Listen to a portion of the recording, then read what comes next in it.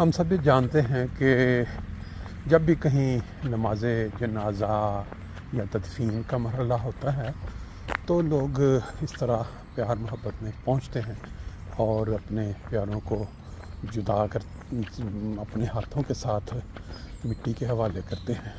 ये इस्लामी तालीम है और अभी थोड़ी देर में हम वो वाले सारे मराहल जो हैं वो देखेंगे।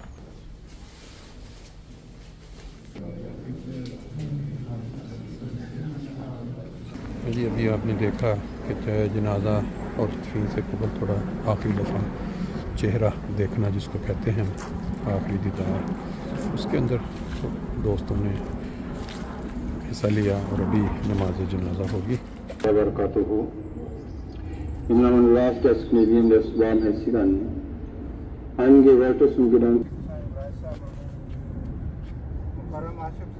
साहब 28 अगस्त 2025 को जर्मनी में 87 साल की उम्र में वक़ज़ाए इलाही वफ़ात पा गए। इन्ना लिल्लाहि व इन्ना इलैहि राजिऊन। आपके ख़ानदान में अहमदियत आपके वालिद मोहतरम सैयद मोहम्मद वड़ाई साहब के ज़रिए आई, जो सियासत और सिलसिला पीरी को छोड़कर अहमदियत में शामिल हुए। फिर आपके भाई मोहतरम खादिम हुसैन वड़ाई साहब ने 1969 में अहमदियत कबूल की। इसके 1 साल बाद 1970 में तीसरे खिलाफत के दौर में आपको भी अहमदियत कबूल करने की सादत हुई। जब आप अहमदियत हुई तो आपकी अहलिया मोहतरमा को बहुत दुख हुआ और उस समय चली गई। आपको तकलीफ का बहुत एहसास था और आप उसके लिए बहुत दुखी हुए, लेकिन आप ये भी जानते थे कि मैं राह हक पर हूँ। आप उनके लिए दुआ करते रहे और कुछ महीनों के बाद अल्लाह के फजल से इनकी अहलिया भी अहमदी हो गई। इस पर आप नहायत खुश हुए। आपको अल्लाह ताला के फजल से निज़ाम वसीयत की बाबरकत तारीख में शामिल होने की भी सादत मिली। आपके 3 भाई और 2 बहनें थीं। आप साबर हुसैन वड़ाई साहब, मोहतरम खादिम हुसैन वड़ाई साहब और फ़िदा हुसैन वड़ाई साहब स्विट्ज़रलैंड के बड़े भाई थे। साबर हुसैन वड़ाई और 2 बहनों में से एक ने जमात में शमूलियत इख्तियार नहीं की। बाकी सब को अल्लाह ताला ने जमात का रास्ता दिखाया, अल्हम्दुलिल्लाह। आपकी औलाद में एक बेटी अल्ताफ़ हुसैन वड़ाई साहब हनोवर और 4 बेटियां हैं। आप मोहतरम डॉक्टर वजाहत अहमद वड़ाई साहब हनोवर के दादा, अजीज़म सुफियान अहमद चीमा साहब और इज़्ज़म तला वड़ाई साहब तलवाए जामिया अहमदिया जर्मनी के नाना थे।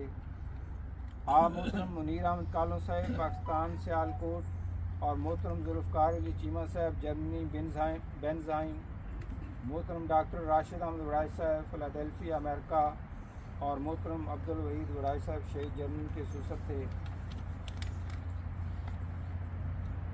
मुकर्रम आशिक़ हुसैन वड़ाई साहब तहज्जुद गुज़ार, नमाज के पाबंद और नाबिलदार शख्सियत थे। कुरान करीम से नहायत मोहब्बत करते। कुरान करीम के बहुत से हिस्से ज़ुबानी याद थे। नमाज में कुरान करीम की बहुत सी लंबी सूरतें तिलावत करते। बड़ी उम्र तक भी बाकायदा कुरान के हिस्से दोहराते रहे ताकि भूल न जाएं। अल्लाह ताला ने आपको अच्छी सेहत से नवाजा था और अल्लाह के फजल से 85 साल की उम्र तक रोज़े रखते रहे। आप नहायत मेहमान नवाज और नरम दिल के मालिक थे। हर छोटे बड़े से बहुत मोहब्बत शफ़क़त करते। किसी की तकलीफ या परेशानी में देखकर फ़ौरन उसकी मदद की कोशिश करते। तबलीग आपकी खुसूसियत थी। सिलसिले में कुरान करीम से मदद प्यार करते। जब भी सफ़र करते तो ज़्यादा वक्त तबलीग में गुजारते। सफ़र के दौरान ज़्यादा वक्त तबलीग के लिए वक्त दिया। हमेशा जमात की किताबें और हवाला जात अपने साथ रखते और बहुत मौसर अंदाज में तबलीग करते। जमात के मुखालफिन से डरे बगैर आपने अपने वालिदैन की भी नहायत खिदमत की।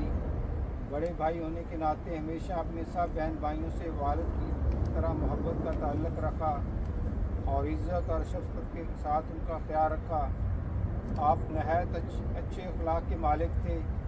बहुत अमानतदार, मुखलिस, मोहब्बत करने वाले, दुआएं देने वाले, मेहनती, दलील और हौसले वाले थे।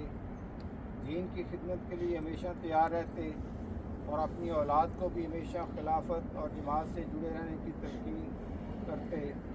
अल्लाह ताला मुकर्रम आशिक़ हुसैन वड़ाई साहब से मग़फ़िरत का सलूक फरमाए। अपने प्यारों के कुर्ब में जगह अता फरमाए और जन्नतुल फिरदौस में बहुत आला दर्जात अता फरमाए।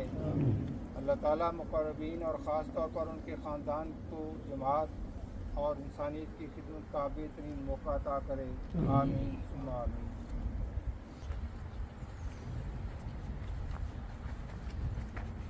अल्लाहु अकबर। एक न एक दिन पेश होगा तूफाना के सामने, चल नहीं सकती किसी की कुछ कज़ा के सामने। एक न एक दिन पेश होगा तूफाना के सामने,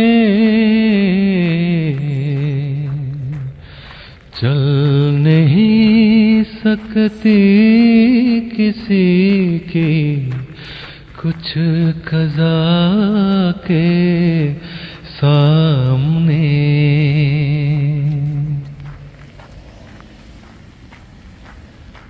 छोड़नी होगी तुझे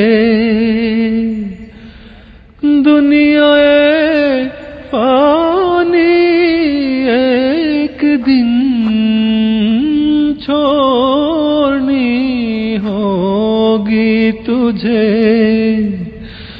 दुनिया पानी एक दिन।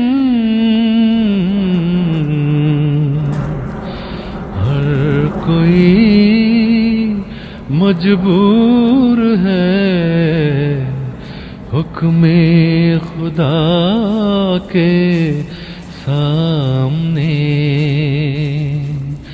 हर कोई मजबूर है हुक्मे खुदा के सामने।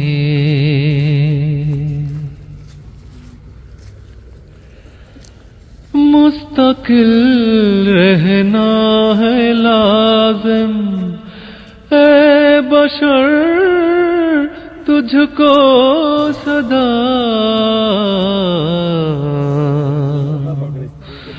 रंज गम या सवालम फिक्र बला के सामने।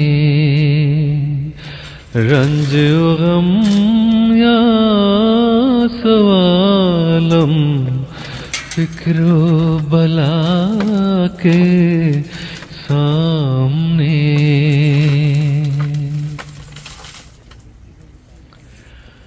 बारगाह ज़दी से तू ना यूं मायूस हो,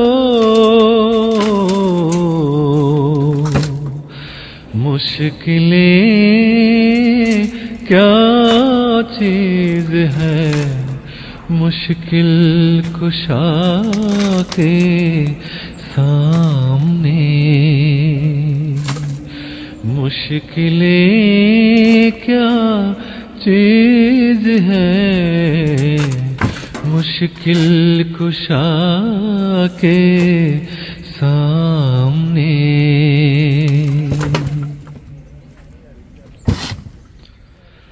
हाजतें पूरी करेंगे क्या तेरी